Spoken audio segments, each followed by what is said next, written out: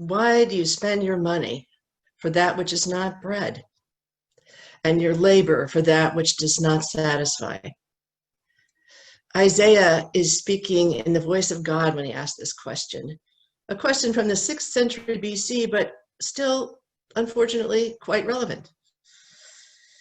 It's a question about what we need for our salvation, but also a question about what we could have right now. It's a question about how nourishing our choices are and how nourishing our decisions are, even decisions made by others in our name. The writer of this chapter of Isaiah's poetry was addressing the Israelites at the end of the exile in Babylon when they had, in Isaiah's estimation, forgotten their identity as the holy people of God. They had bought into the false idea that Babylon would provide for them if they managed to follow its rules, which had nothing at all to do with God or neighbors. Babylon, like Egypt, like all conquering powers, had to do with spreading the idea that there is never enough to go around. And who controls the grain in the water controls everything. In that mindset, decisions must be made about who gets enough and who doesn't.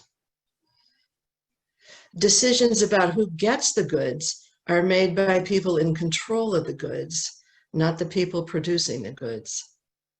Hence, the Israelites, under extreme pressure, gave up and did what they could to get by. In response, Isaiah invites them to imagine again what God is like. What would it be like to return to the covenant with God? It would mean that everyone would eat his or hers or their fill without any expense. Of course, Isaiah is talking about more than physical sustenance, but he is talking also about physical sustenance. Food is the symbol here for everything we need, for sustenance, for shelter, for clothing, for love, for the belief in someone more powerful than we. Isiah does not say, "You fools, do you really think Babylon knows more about life than you do? Do you think that if you sell your bodies and souls, Babylon will take care of you?" He doesn't say that. He says, imagine life with God. Imagine abundance for everyone. You can have it. I know that I don't have to ram it down your throats, that we lived in the richest country in the world, and yet we are unable to find any peace. We have the rule of law, and yet we are unable to call it an equal justice. We can go to the moon. We can press a button and talk to people thousands of miles away. We can map the human genome. But we cannot feed, clothe, and shelter a huge percentage of our neighbors. So I don't think it's a stretch to say that we are not unlike the Israelites in Babylon who have forgotten that their lives actually rest in God, whether or not they admit it. And that's maybe the difficult thing, that forgetting, because we don't think that we are ignoring our covenant with God. We don't believe that there should be such inequity or poverty, but neither did the Israelites. And that's why Isaiah used poetry instead of confrontation, to get them to consider what they were doing to add to the problem. Let's do a thought experiment. Let's imagine for a minute that we pool all our resources in the congregation. Nobody gets more than is needed, but everybody has access, and anybody can ask for help or anything else, anything they need. And then we decide to tithe, let's say 10%, to the church, which is to be used for our local neighbors. So are you getting nervous yet? Are you thinking about turning off this Zoom? Are you thinking about asking Robert to reconsider the idea of deacons preaching? I confess that my stomach hurts when we think about this.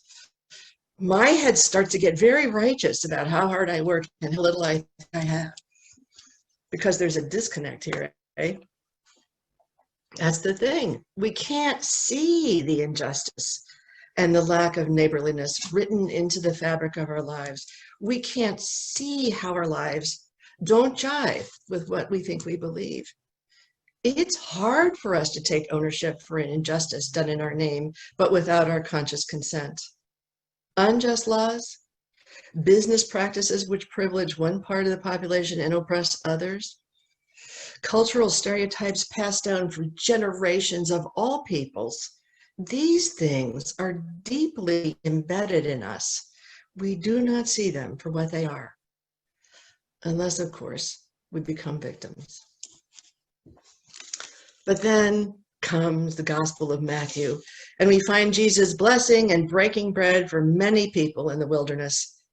We're meant to remember here, I think, the scene in the wilderness when Jesus is asked by the tempter whether he didn't want to make bread out of stones just in case. And Jesus says, "Man does not live by bread alone." The disciples are anxious about what to do with these thousands of restless, hungry people, but Jesus is clear. He has already given them spiritual sustenance and healing, and now he blesses and breaks bread for their bodies. There are many interpretations about what actually happened out there in the wilderness, but whatever happened, it was important because this is the only miracle which is in all four Gospels. It was a big deal. But we, you and I, we know something about how a little bit of bread, blessed and broken and given, can change the world for us. Now, when it's nearly impossible to share that blessed and broken bread, we feel it deep down in our souls where only God can see. We feel the distance, the loss, the emptiness without that bread.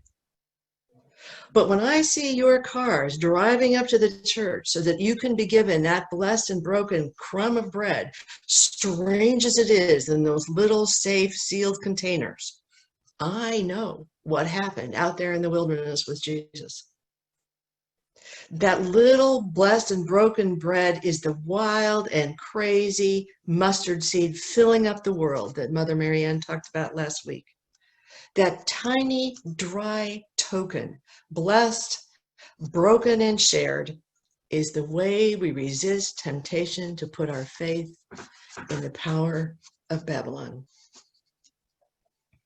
It's the way we find our way back to believing that there is enough of everything for everybody. Now, these days, the practice of resistance means many things to many people, but our resistance comes directly from the source of God, from the Christ, who feeds the hungry, heals the sick, finds justice for the oppressed, and shares his eternal life with everyone. We are beckoned by Isaiah's beautiful poetry and compelled by this gospel to resist our private and corporate greed and anxiety. So let us, each and all of us, resist the pull to stay silent. Let us resist the urge to turn away from the strife. Let us instead think together about how we got to be where we are and entertain the possibility that we have not understood how the evil has been done. I hear in these scriptures the invitation to look at the world with God's eyes and through God's mercy. There is no need to believe in scarcity. There is only a need to practice abundance. We need each other to do that, but if we do it together, we too can work miracles in this wilderness we're in. May it be so.